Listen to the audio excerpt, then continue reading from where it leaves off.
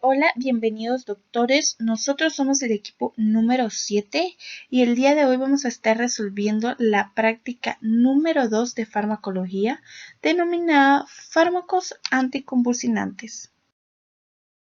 Hola, mi nombre es Sofía Cote y el día de hoy voy a estar hablando sobre el primer punto de esta guía. Bueno, este punto nos pide que recordemos la definición de los siguientes términos, así que comencemos con cada uno de ellos. Y bueno, para comenzar debemos saber que el término convulsión se refiere a una alteración transitoria de la conducta debido a la activación rítmica, sincrónica y desordenada de poblaciones de neuronas cerebrales. Ahora, en la clasificación encontramos dos tipos de convulsiones, las convulsiones focales y las convulsiones generalizadas, y dentro de estas encontramos subtipos. Comencemos con las convulsiones focales. Aquí encontramos la focal consciente, que dura de 20 a 60 segundos, la focal con pérdida de la conciencia, que como lo dice su nombre, hay pérdida de la conciencia y dura de 30 segundos a 2 minutos. Y por último tenemos la focal bilateral tónico-clónico.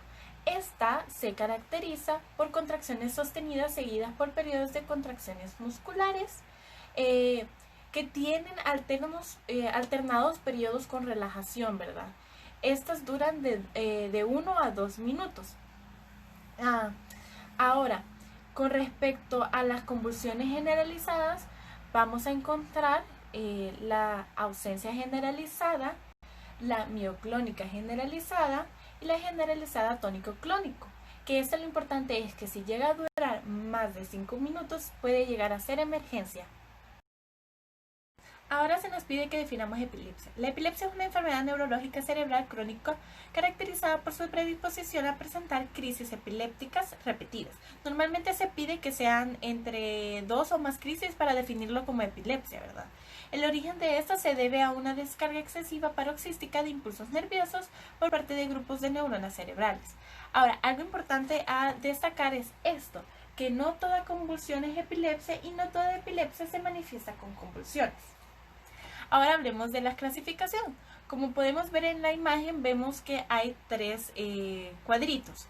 Uno donde dice tipo de crisis, tipos de epilepsias y el síndrome epiléptico.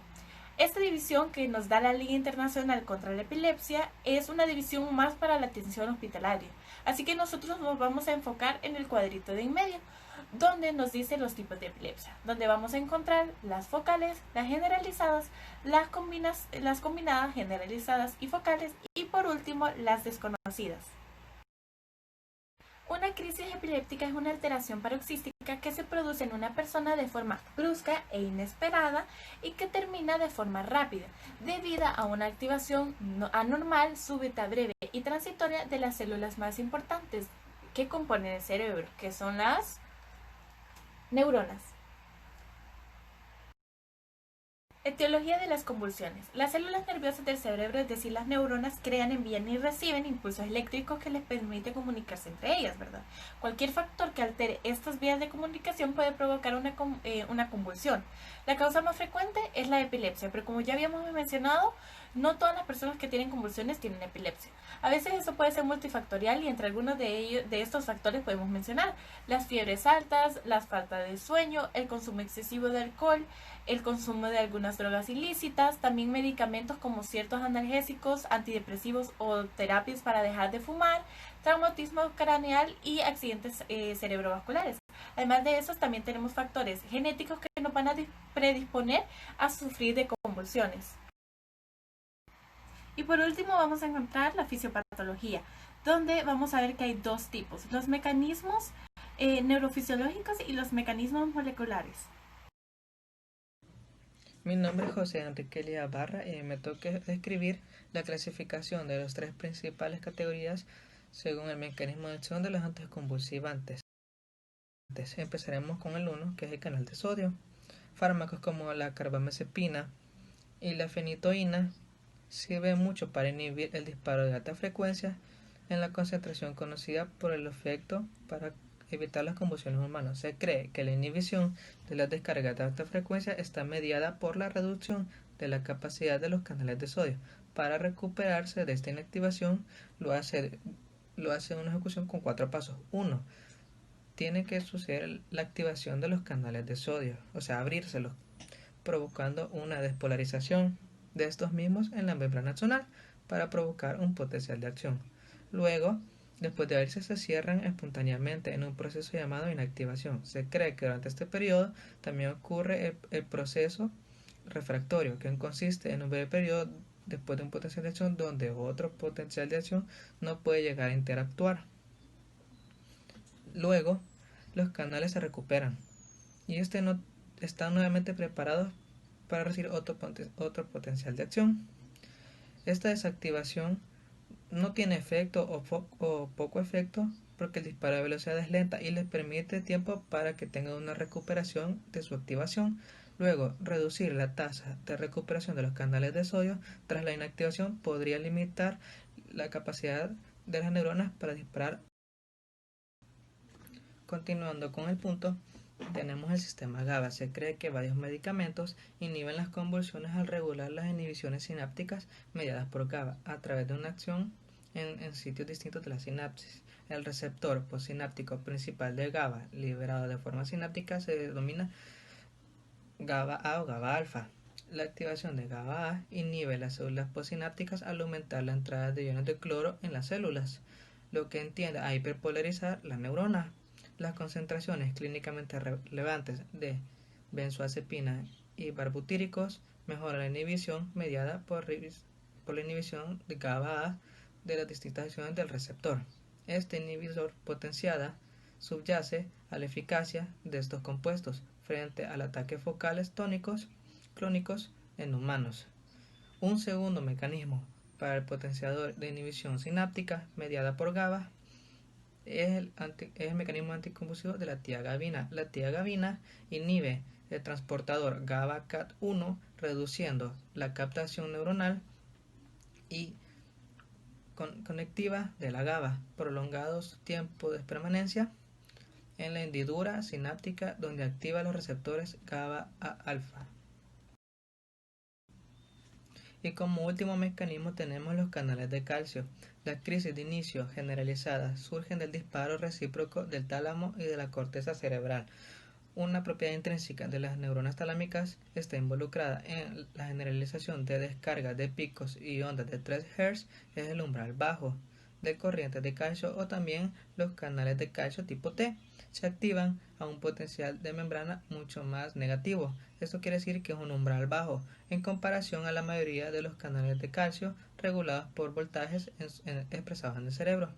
Las corrientes de tipo T son mucho más grandes y hay muchas más neuronas talámicas. Las ráfagas de potencial de acción en las neuronas talámicas están mediadas por la activación de las corrientes tipo T. Las corrientes tipo T amplifican las oscilaciones de potencial de membrana talámica con una oscilación que es la descarga y pico de onda de 3 Hz de la crisis de ausencia. Es importante destacar que el mecanismo principal por el cual se cree que el fármaco actúa contra la ausencia es por la inhibición de los canales de calcio tipo T.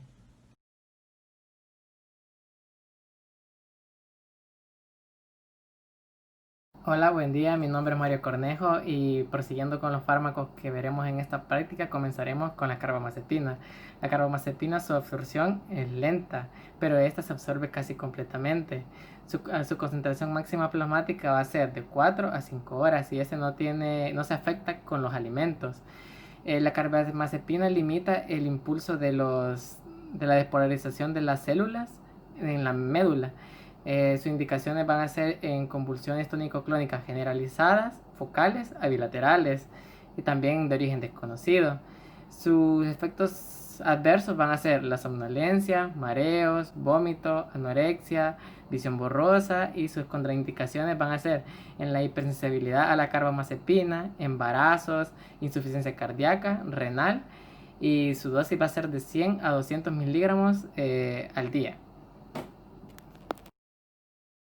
La fenitoína, su solubilidad va a ser baja, así que su absorción va a ser lenta. Sus concentraciones plasmáticas se van a encontrar desde la primera hora hasta las 6 horas después de haber ingerido el fármaco. Este sí va a ser modificado por la ingesta de alimentos. Este va a actuar sobre los canales sodio de la membrana de las células neuronales. Sus indicaciones van a ser en todo tipo de convulsiones tónico-clónicas o focales. Sus efectos secundarios pueden estar entre náuseas, vómito, estreñimiento e hiperplasia gingival. Sus contraindicaciones se va a encontrar que haya una hiperactividad a este fármaco. También podemos encontrar que no es indicado en embarazadas, también en gente que tenga problemas en el hígado, de alcoholismo, de lupus, y su dosis va a ser de 300 miligramos a 400 miligramos al día.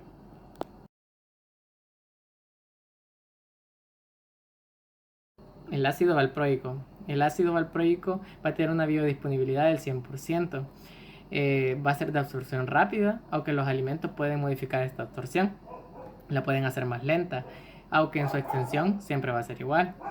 Sus concentraciones plasmáticas máximas van a ser de entre 1 a 4 horas. Este va a actuar sobre las enzimas que catalizan al neurotransmisor o la recaptación de GABA. Este va a estar indicado sobre crisis generalizadas, tónico-clónicas, clónicas, de ausencia y ausencia típica. Sus efectos adversos van a estar náuseas, diarrea, vómito, temblores, aumento de peso. Sus contraindicaciones va a ser hipersensibilidad al ácido valproico en embarazadas, en personas que tengan problemas de hígado, renales, y su dosis va a ser de 15 miligramos por kilogramos al día. Mi nombre es Ana Isabel y yo continuaré con la lista de fármacos. En este caso el fenobarbital. Este se administra oralmente y en cuanto a su farmacocinética se absorbe completamente en el cuerpo. De un 40 al 60% está unido a proteínas plasmáticas y se distribuye al cerebro de una manera similar. En cuanto a su metabolismo, pues este se va a inactivar en el sistema microsomal hepático y se excreta vía renal. Si pasamos a su mecanismo de acción, este actúa inhibiendo las convulsiones por la inhibición sináptica. Esto lo logra mediante su interacción directa con el receptor de GABA. Para sus dosis, esto depende si son niños o adultos. En cuanto a niños, las dosis son de 5 a 7 mililitros por dosis diaria de miligramos sobre kilogramos. Y para adultos, su dosis es de 10 microgramos por mililitro por dosis diaria de miligramos por kilogramo. Así pues, se indica en casos de que haya epilepsias como crisis de parciales agudas, puede ser también en casos de estados convulsivos, pero siempre asociados a epilepsias. Así se contraindica si hay una hipersensibilidad a barbitúricos y si se tiene una insuficiencia renal o hepática muy graves. Posteriormente, algunos de sus efectos adversos dependen también de la edad del paciente. Si son niños, usualmente hay irritabilidad, puede haber hiperactividad, y si son ancianos, en este caso puede haber confusión o incluso agitación. Luego el clonazepam, tiene una vía de administración oral o puede ser intravenosa. Si se absorbe oralmente, tiene una biodisponibilidad del 82 al 98%. Así pues se distribuye a los diferentes órganos del cuerpo, pero tiene preferencias por estructuras cerebrales. Se metaboliza en hígado y se excreta del 50 al 70% por la orina y del 10 al 30% por heces. Su mecanismo de acción es que va a interactuar directamente con los receptores del sistema nervioso central para aumentar la actividad inhibitoria del GABA. Pues sus dosis en adultos es que el primer día se debe administrar de 100 a 200 miligramos y luego esta dosis va aumentando conforme pasa el tiempo. Generalmente llegan hasta 400 miligramos que se administran 2 o 3 veces al día. Se indica en casos de crisis epilépticas generalizadas, como las tónico-clónicas, mioclónicas, clónicas, entre otras que se ven en el cuadro. Bueno, para casos de contraindicaciones, se tiene que, si hay una hipersensibilidad para el glaucoma, si se tiene una insuficiencia cardíaca, renal o incluso arritmias cardíacas, también si se están administrando antidepresivos o si hay embarazo, pues se contraindica. Y finalmente algunos de sus efectos adversos es que usualmente causa somnolencia, vómitos, incluso pueden haber mareos y visión borrosa o doble. Y en casos muy raros se da que puede haber urticaria o confusión mental. Para la gabapentina, esta se absorbe tras su administración, que es oral. Sin embargo, en humanos esta no se va a metabolizar ni tampoco se va a unir a proteínas plasmáticas, pero sí se va a excretar por vía renal mediante la orina. Bueno, para su mecanismo de acción, esta se une a una proteína llamada A2D1 y así es como mediante esta unión hay una regularización en la excitabilidad neuronal que existe en una convulsión. Sus dosis que se administran en adultos van de 900 a 1800 miligramos al día.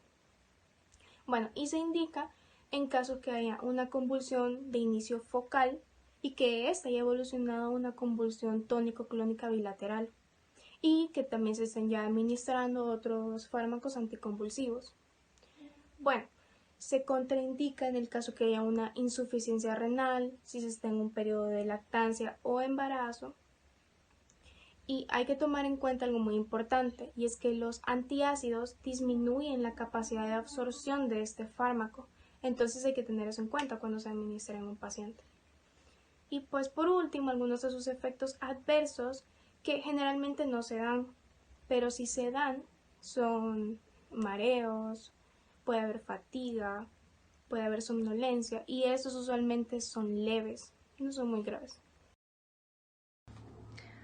Hola, mi nombre es Carla Marcela y me toca hablar acerca de la lamotrigina. La lamotrigina es un fármaco que se administra vía oral y hablando en cuanto a la farmacocinética tenemos que es un fármaco que tiene una absorción rápida alcanzando una concentración plasmática entre 1.4 y 4.8 horas.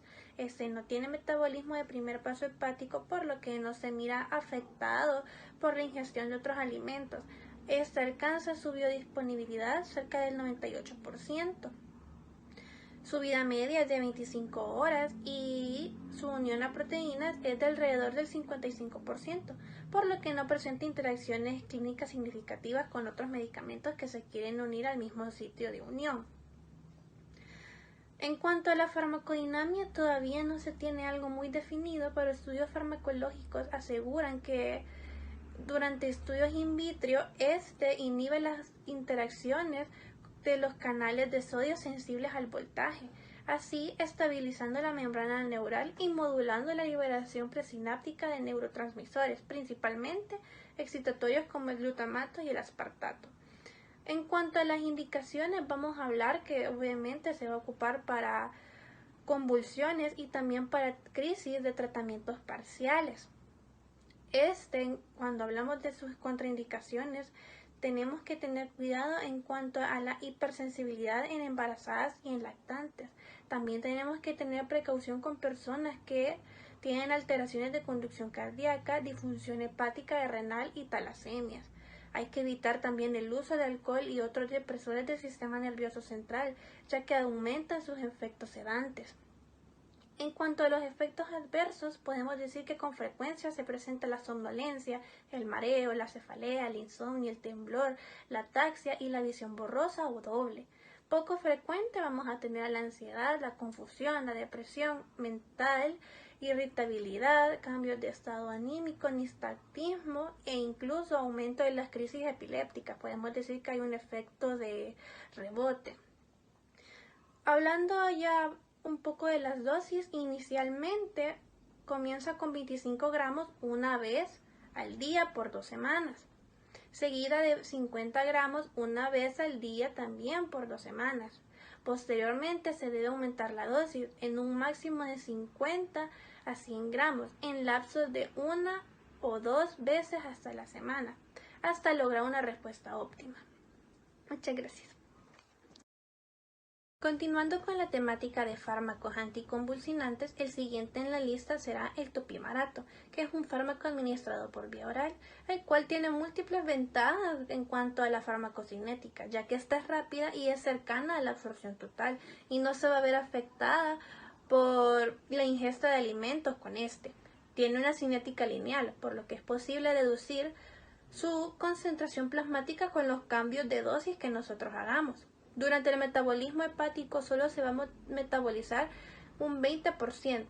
Cuando se metaboliza solo o en ausencia de inducción, se van a formar los metabolitos inactivos, lo cual constituye el 5% de la dosis administrada.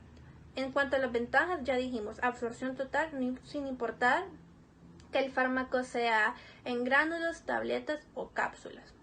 En cuanto a la farmacodinamia, vamos a decir que su mecanismo incluye un efecto modulador inhibitorio en el subtipo de receptor glutamato y va a generar un efecto modulador positivo en el receptor GABA, con bloqueo y utilización dependiente de canales de sodio activados por el voltaje.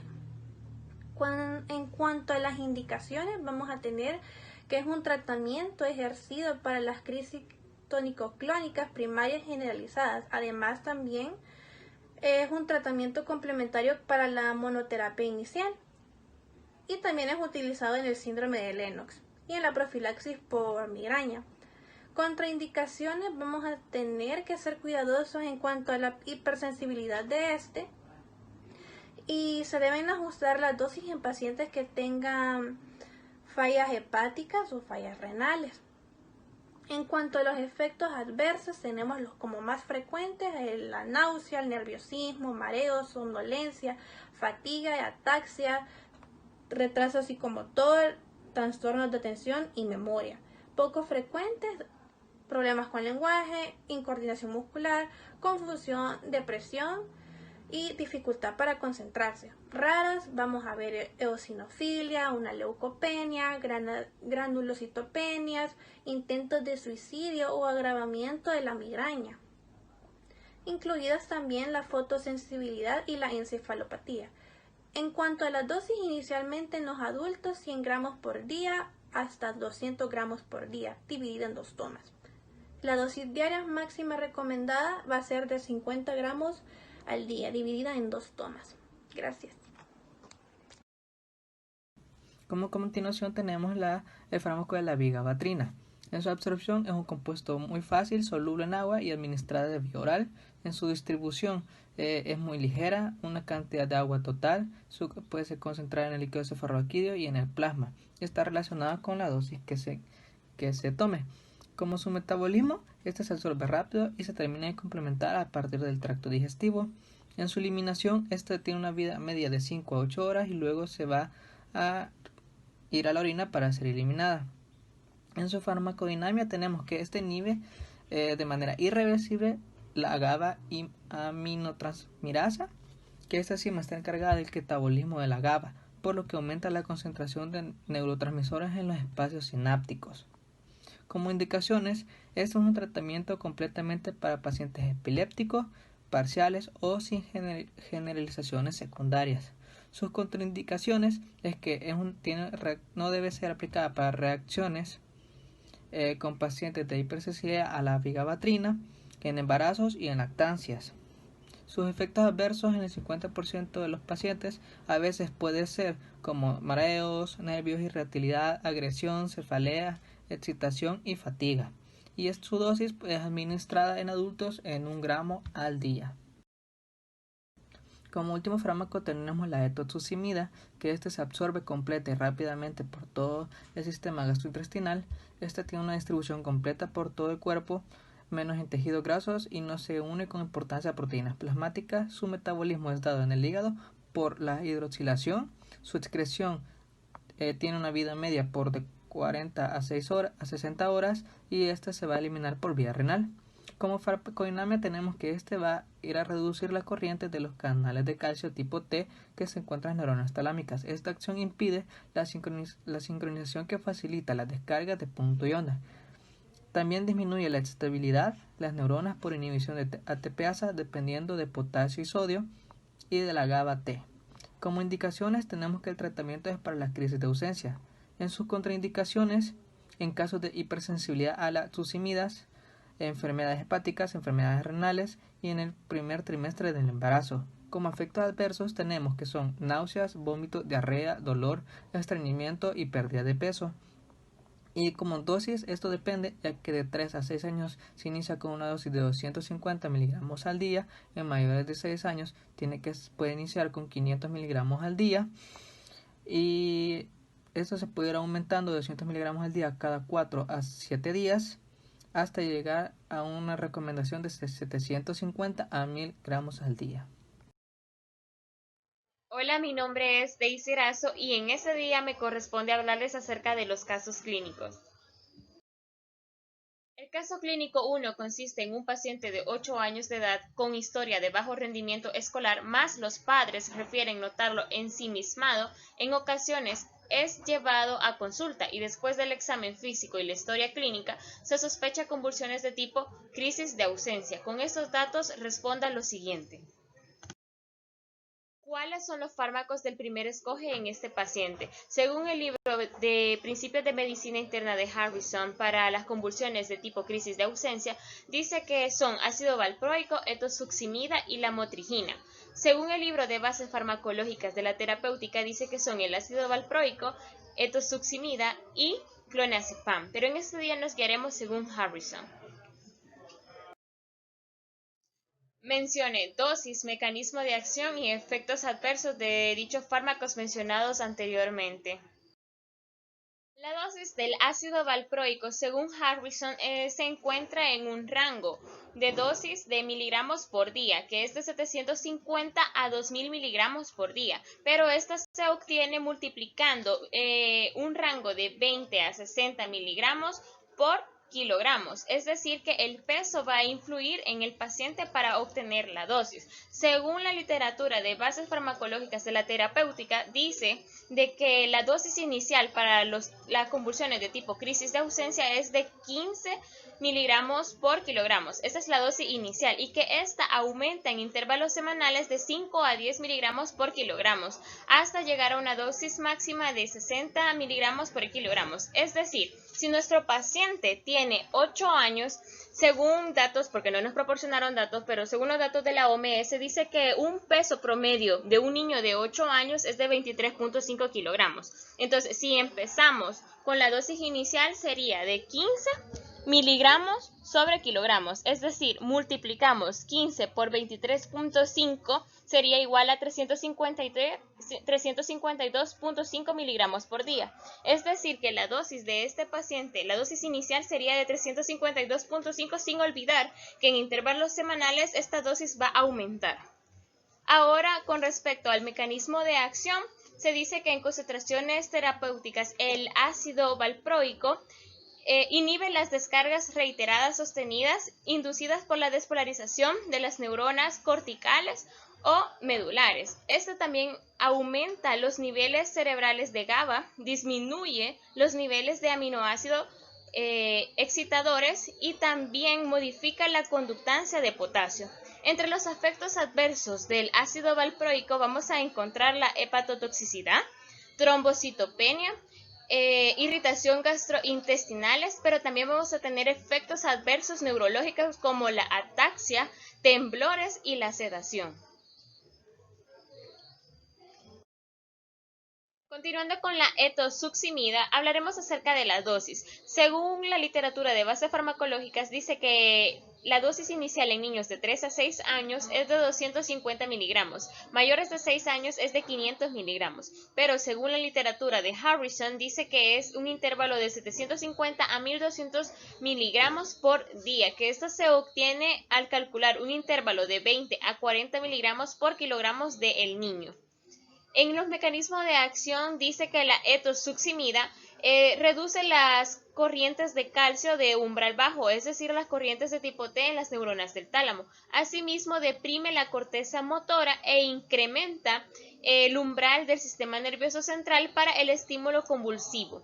En los efectos adversos de la etosuximida encontraremos los generales y los neurológicos. En los generales encontramos la irritación gastrointestinal, exantema y la supresión de la médula ósea, y en los neurológicos encontramos ataxia, cefalea y aletargamiento. Continuando con el caso clínico 2, es una paciente femenina de 30 años conocida por convulsiones tónico-clónicas generalizadas. Con estos datos responda lo siguiente. ¿Cuáles son los fármacos de primer escoge en este paciente? Según Harrison dice que son el ácido valproico y la motrigina.